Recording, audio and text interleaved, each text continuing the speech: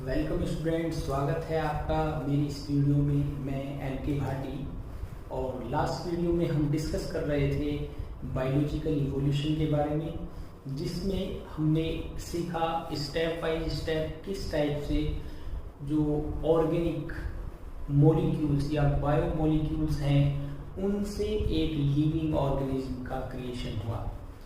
इसका मतलब सबसे पहले प्रोकैरियोट सेल बने, उसके बाद यूकैरियोट सेल बने और उनमें different mode of nutrition develop हुआ। In this video we will study about the evidences for evolution. Evolution के कौन कौन से एविडेंस हैं, यानी कि कौन कौन से एरिया हैं जिनसे इवोल्यूशन के बारे में हमें एविडेंस मिलते हैं। तो सबसे पहले पीलियोएंटोलॉजिकल एविडेंस, पीलियोएंटोलॉजिकल और फॉसिल्स रिकॉर्ड से कौन कौन से एविडेंस मिलते हैं। दूसरा, evidence from comparative anatomy and morphology. किसी भी ऑर्गेनिज्म की एनाटॉमिकल स्ट्रक्चर को स्टडी करने पर क्या पता चलता है कि वो एक दूसरे से रिलेटेड हैं या नहीं है, तो इनसे भी एविडेंस मिलते हैं। Next, embryological evidences. एम्ब्रियोलॉजिकल किसी भी जो लिविंग ऑर्गेनिज्म है उनके एम्ब्रियो डेवलपमेंट में कौन कौन सी स्टेज आती हैं, उनसे भी सिमिलरिटी और डिफरेंसेस का पता चलता है कि वो ऑर्गेनिज्म एक दूसरे से रिलेटेड हैं या नहीं है। Next, biogeographical evidences. Biogeography means किसी पर्टिकुलर एरिया में कौन कौन से ऑर्गेनिज्म रहते हैं। और लास्ट है बायोकेमिकल एविडेंसेस। बायोकेमिकल मीन्स जो लिविंग ऑर्गेनिज्म हैं उनके अंदर बायोमोलिक्यूल जो प्रेजेंट हैं वो आपस में एक दूसरे से रिलेटेड हैं या उनमें क्या डिफरेंसेस है। यानी कि जैसे कि जेनेटिक मटेरियल ह्यूमन का अगर देखा जाए और चिंपैंजी का जेनेटिक मटेरियल कंपेयर किया जाए तो उनमें क्या सिमिलरिटीज हैं, तो ये सब हम स्टडी करेंगे आज के इस टॉपिक में। और सबसे पहले हम स्टडी करते हैं about the paleontological evidence. So paleontology is the study of fossils.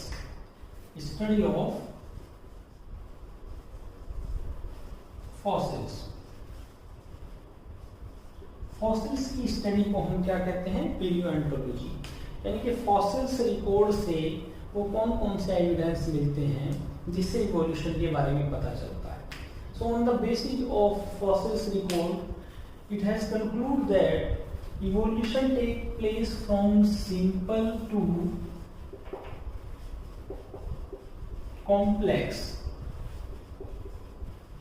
in a gradual manner. यानी कि फॉसिल्स रिकॉर्ड से हमें क्या पता चलता है कि सिंपल फॉर्म से कॉम्प्लेक्स फॉर्म बनी है, और ये सिंपल फॉर्म जो सबसे पहले प्रेजेंट थी उनमें धीरे धीरे चेंजेस हुआ, ग्रेजुअल चेंजेस, और तब जाकर के ये कॉम्प्लेक्स फॉर्म बनी है। तो इसको प्रूव करने के लिए कुछ एग्जांपल्स हैं। जैसे सबसे पहला example, the rocks of early era. Rocks of early era, or you can say Proterozoic era, has less number of fossils. Less number of fossils. जो सबसे पहली रॉक्स हैं, यानी कि प्रिमिटिव फॉर्म, जो सबसे पहले जो ईरा था उसमें बहुत ही कम फॉसिल्स मिलते हैं। हम जो ज्योग्राफिकल टाइम स्केल है उसको डिवाइड करेंगे तो जो सबसे पहला ईरा है उसमें जो चट्टानें बनी उसमें बहुत ही कम फॉसिल्स मिले as compare to later rocks या रॉक्स ऑफ लेटर ईरा। जो बाद में बनने वाली हैं वो लार्ज नंबर of fossils. यानी कि इनमें ज्यादा फॉसिल्स मिलते हैं। पहला तो ये एक एविडेंस है, यानी कि स्टार्टिंग में जो चट्टानें बनी उनके अंदर जो फॉसिल्स मिले हैं वो बहुत ही कम नंबर में है, और दूसरा जो बाद में चट्टानें बनी हैं उनमें फॉसिल्स रिकॉर्ड ज्यादा है, उनसे फॉसिल्स का नंबर ज्यादा मिलता है। दूसरा, फॉसिल्स स्टडी से ये पता चलता है कि जो फॉसिल्स अर्लियर फॉसिल्स हैं they were fossils of simple invertebrate fossils. जो सबसे पहले फॉसिल्स हैं वो सिंपल इनवर्टिब्रेट्स के फॉसिल्स हैं, because life originate in the sea, और वो कम नंबर में थे as compare to fossils of recent era. जो अब मिल रहे हैं उनके कंपेयर में वो बहुत कम थे। ओके, दूसरा example, on the basis of fossils study, distribution of fossils more and more complex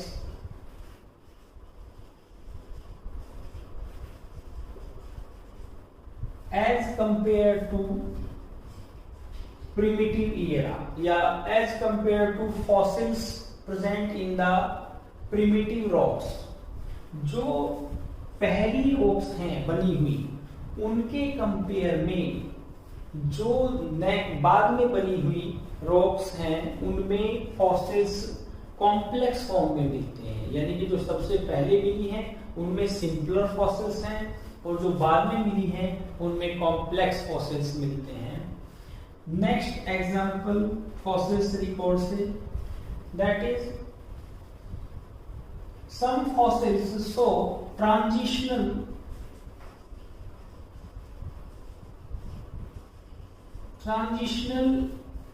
link या ट्रांजिशनल फॉर्म्स, और it is called missing link.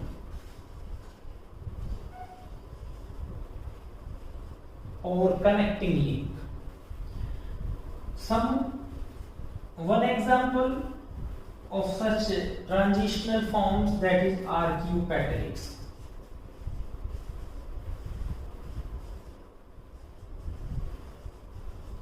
उनमें से एक मिसिंग लिंक कौन है? आर्कियोपेटेरिक्स। ये एक ऐसा फॉसिल्स है, it is a connecting link between two groups, reptiles and bird.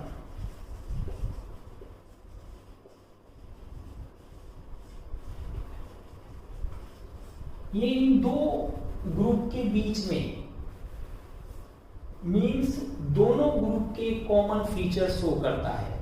इसमें रेप्टिलियन कैरेक्टर्स भी हैं और बर्ड्स के कैरेक्टर्स भी हैं, इसीलिए ये क्या शो करता है कि बर्ड्स का ओरिजिन रेप्टाइल से हुआ होगा। जैसे कि रेप्टिलियन कैरेक्टर्स क्या हैं, इसमें लॉन्ग टेल प्रेजेंट है और टीथ इन द बीक, और दूसरा क्लॉ इन द फोरलिम्स। जो मॉडिफाइड फोरलिम्स हैं उनमें क्लॉ भी प्रेजेंट हैं, और जो बर्ड्स के फीचर्स हैं वो forelimbs converting to wings and presence of beak and feathers on the body. ये सभी फीचर्स जो हैं बर्ड्स के हैं। So it show the connecting link between reptiles and birds. इन दोनों के बीच में कनेक्टिविटी शो करता है। Evidence from the comparative anatomy and morphology. There are similarities and difference among the today organisms and organisms that are exist million years ago। यानी कि जो ऑर्गेनिज्म आज प्रेजेंट हैं उनके अंदर भी कुछ सिमिलरिटीज और डिफरेंसेस पाए जाते हैं, और जो पुराने समय में या जो हजारों साल पहले प्रेजेंट थे उनके अंदर भी कुछ सिमिलरिटीज और डिफरेंसेस पाए जाते हैं। तो इसमें डिफरेंट एग्जांपल्स हैं, जैसे कि सबसे पहले first example organ system.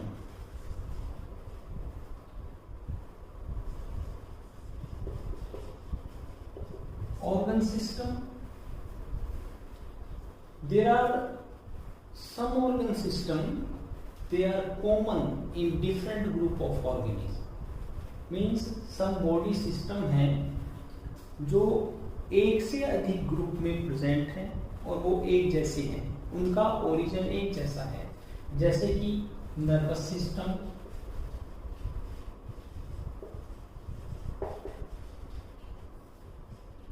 Circulatory system,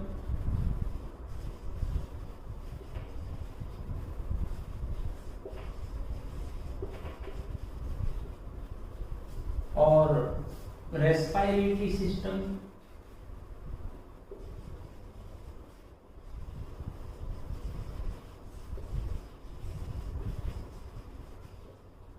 etc. Means organ system in the body of organism have similarity in a group of organism. एक से अधिक ग्रुप के जो ऑर्गेनिज्म है उनमें ये सिस्टम एक जैसे या इनका ओरिजिन एक जैसा होगा, तो ये क्या शो करते हैं, एक कॉमन एंसिस्ट्री को शो करते हैं कि इन सभी का ओरिजिन एक ही एंसिस्टर से हुआ होगा। Next example, homologous organ. Homologous organs, the organ which have similar fundamental structure but perform different function are called homologous. It means इनका basic structure और origin similar होगा लेकिन ये different function perform करेंगे। The organ which have similar structure but perform different function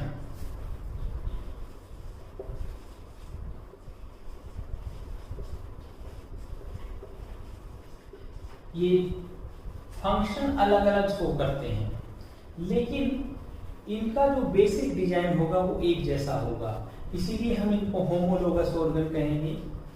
and due to the different need they adapt differently.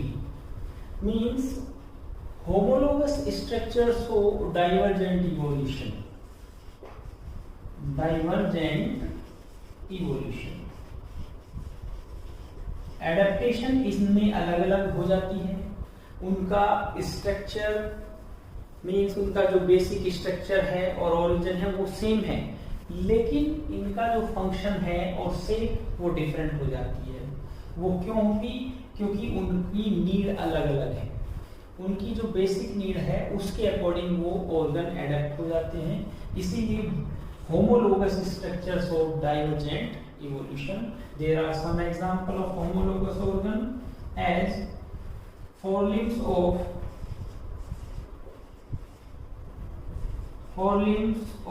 human,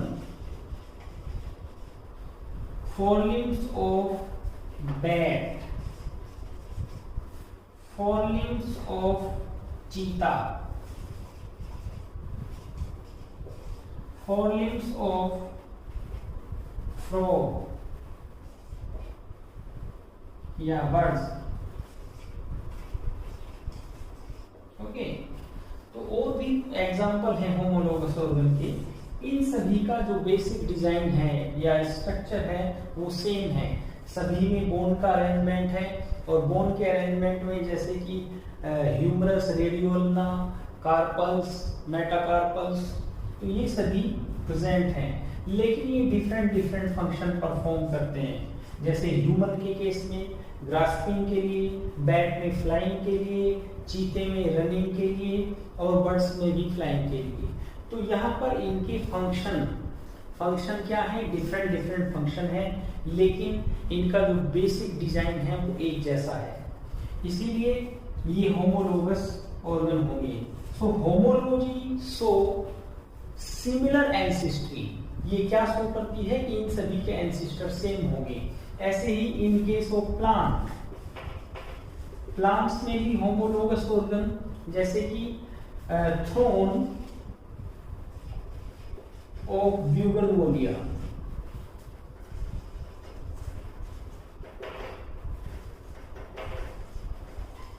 and tendrils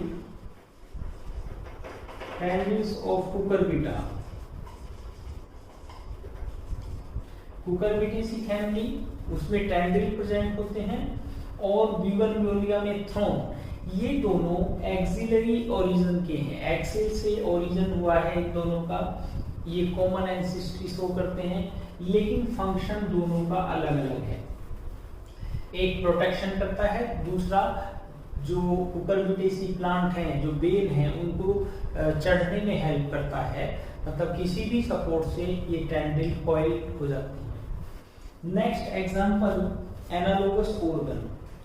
analogous organ, the organ which have different structure but perform similar function. Third example, analogous organ.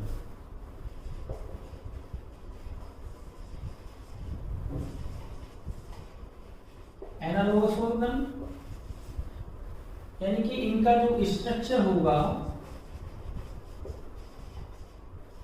वो कैसा होगा, different होगा, but function similar,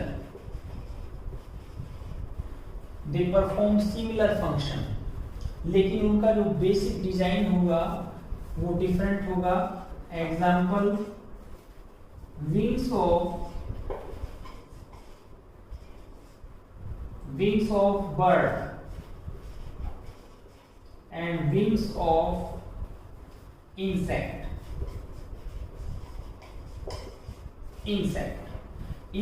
के wings में और birds के wings में similarity क्या है, दोनों सेम फंक्शन परफॉर्म करते हैं फ्लाइंग के लिए, लेकिन जो बर्ड्स का विंग है उसमें बोन का अरेंजमेंट है, और इंसेक्ट का जो विंग्स है वो काइटिनस विंग है, काइटिन से बना हुआ विंग है। तो दोनों में सिमिलरिटी क्या है, यानी कि दोनों एक ही फंक्शन करते हैं, लेकिन जो उनका बेसिक डिजाइन है वो डिफरेंट है। ऐसे ही प्लांट्स में भी कुछ एनालोगस ऑर्गन है। इन केस ऑफ प्लांट, स्वीट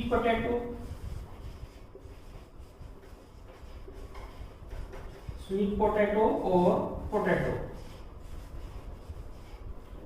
दोनों का फंक्शन एक जैसा है। फंक्शन दोनों में क्या है, दोनों फूड स्टोर करते हैं, कार्बोहाइड्रेट का स्टोरेज करते हैं, लेकिन एक रूट मॉडिफिकेशन है,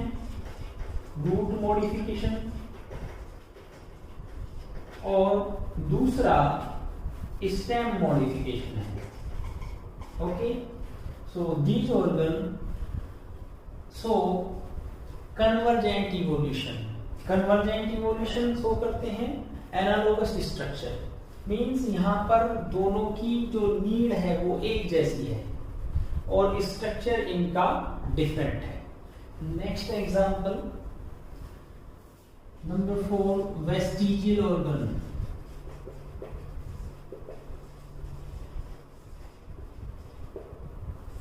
The organ which are present in reduced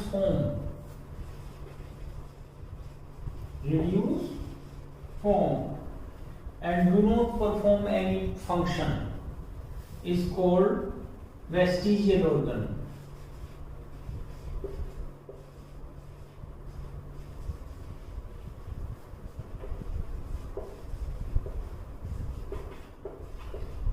यानी कि वो ऑर्गन जो रिड्यूस फॉर्म में प्रेजेंट है हमारे अंदर या किसी भी ऑर्गेनिज्म में, लेकिन वो कोई फंक्शन परफॉर्म नहीं करते हैं।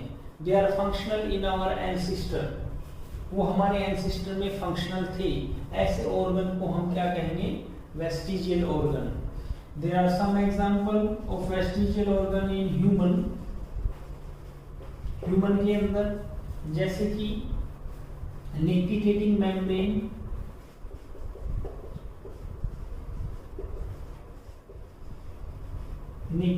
Membrane, ear muscles,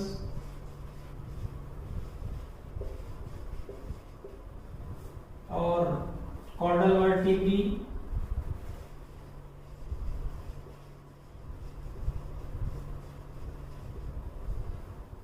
vermiform appendix,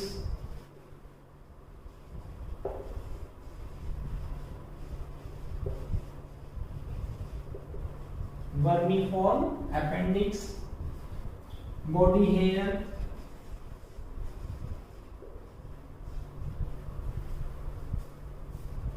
third molar,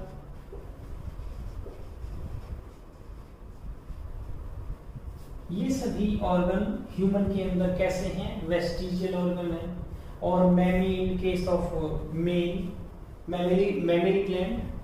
तो यहाँ पर जैसे निक्टिकेटिंग मेम्ब्रेन है, ये फंक्शनल, हमारी जो एंसिस्ट्रल फॉर्म है उनमें फंक्शनल थी, और आज हमारे अंदर आईज में यहाँ पर ये निक्टिकेटिंग मेम्ब्रेन प्रेजेंट होती है।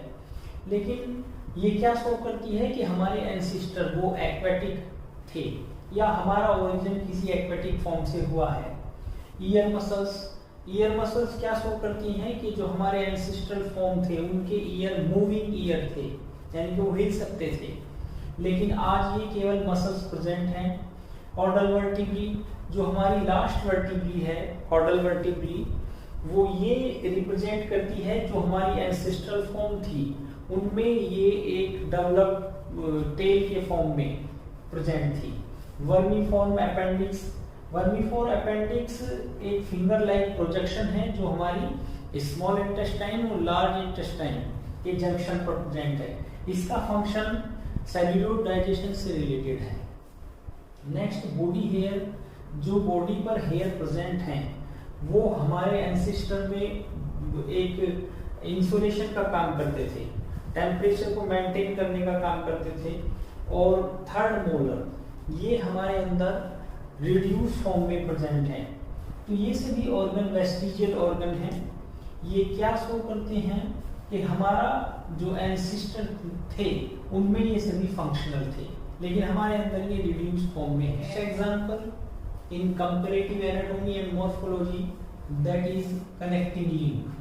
Connecting link, these are those animals, they have common features between the two groups। ये वो एग्जाम्पल हैं जो दो ग्रुप में कॉमन फीचर्स रखते हैं। इससे क्या पता चलता है कि एक दूसरे में रिलेशन है, यानी कि एक ग्रुप का ओरिजिन दूसरे से हुआ है। जैसे कि सबसे पहला एग्जाम्पल है euglena. Euglena is connecting link between plant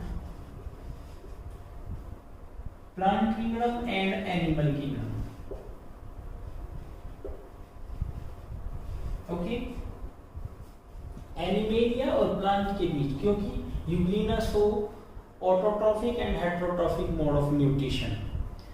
next connecting link proterospongia. Proterospongia, it is a protozoans, ये प्रोटोजोन्स हैं एंड ये connecting link between protozoa and porifera. Porifera और प्रोटोजोआ के बीच में कनेक्टिविटी शो करता है, यानी कि दोनों ग्रुप के इसमें फीचर्स मिलते हैं। नेक्स्ट है peripatus. It is a connecting link between annelida and arthropoda.